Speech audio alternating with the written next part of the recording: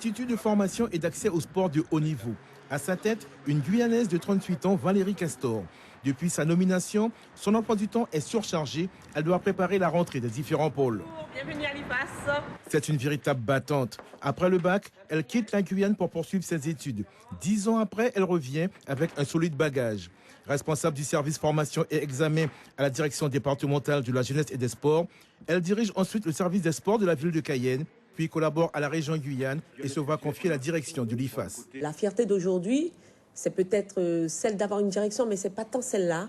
C'est de pouvoir aujourd'hui avoir de jeunes Guyanais qui sont dans la situation dans laquelle moi je me suis trouvée il y a 21 ans et de pouvoir les accompagner vers ce chemin de l'excellence, ce chemin des objectifs et ce chemin d'un projet qu'on se fixe, éducatif, sportif, et des moyens qu'on se donne pour pouvoir aller le plus loin possible. Cette nomination de Valérie Castor à la tête de l'IFAS fait également la fierté de toutes les personnes qui la côtoient depuis plusieurs années. C'est le cas notamment de Annie-Claude Lafontaine, une ancienne athlète issue du même club, le Sport Guyanais. Nous avions une discussion il y a quelques mois et moi je lui disais, Valérie, je pense que ce serait un poste intéressant pour toi, tu as les compétences, c'est une fille qui a de la volonté et aussi qui a de la connaissance et je voyais qu'une seule personne qui pouvait occuper ce poste, c'était Valérie Castor. Et Valérie Castor, c'est aussi un palmarès sportif bien fourni. Plusieurs titres de championne de Guyane chez les Benjamines, minimes et cadettes.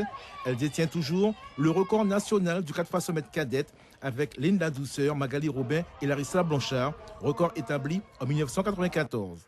Après des débuts à l'Amical Club de Matoury, Valérie Castor est alors repérée par Louis Lafontaine. Ensemble, ils ont connu de nombreux succès. Valérie a toujours su mener, et c'est là la force de Valérie, force de caractère, et puis aussi de travail, parce qu'elle a mené un double projet.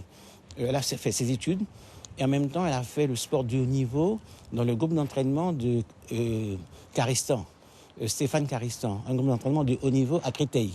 Et elle faisait le sport de haut niveau, donc compétition, stage, regroupement de haut niveau, et ses études.